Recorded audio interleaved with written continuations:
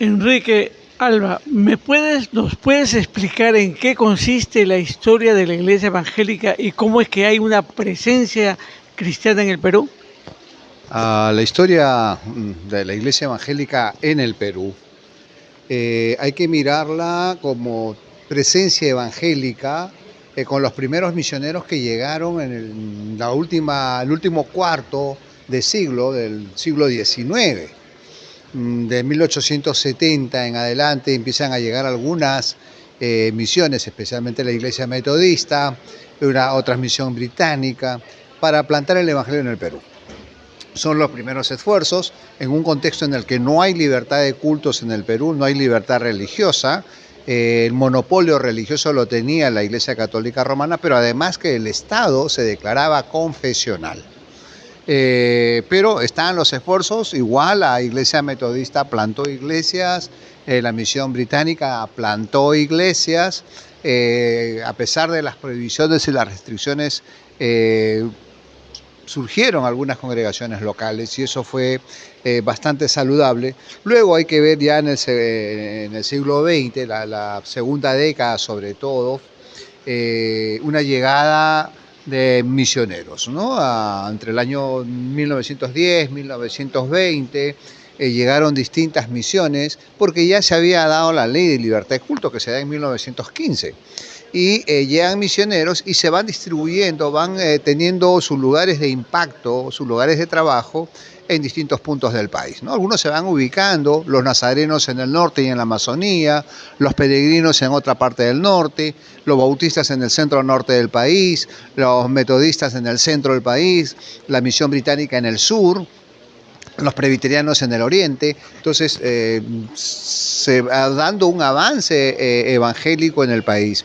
Pero sí, lamentablemente, y esto lo digo así, corre por cuenta mía, no hubo una adecuada presencia evangélica en la sociedad peruana.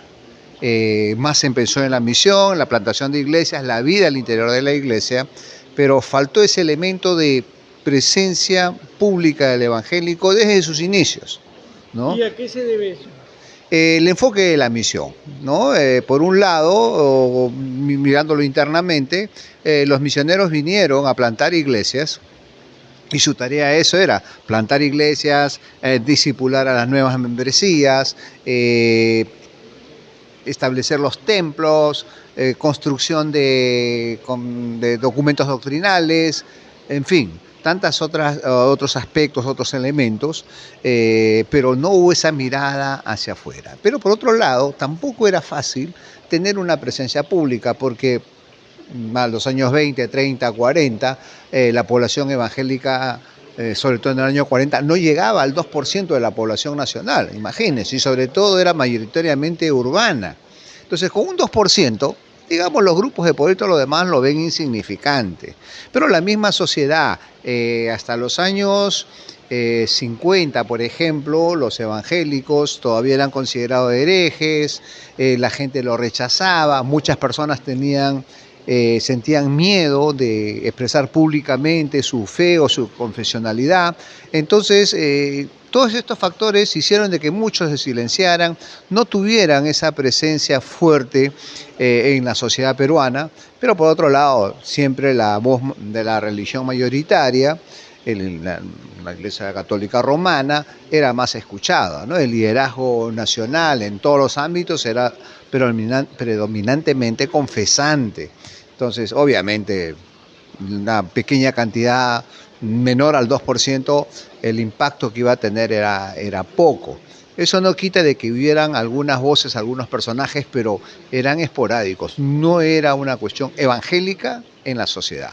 Eso por un lado, y por otro lado faltó el diálogo entre las misiones, por lo menos para en el espacio público tener una voz común. Creo que eso es el otro elemento que faltó para esa presencia pública. Bien, muchas gracias.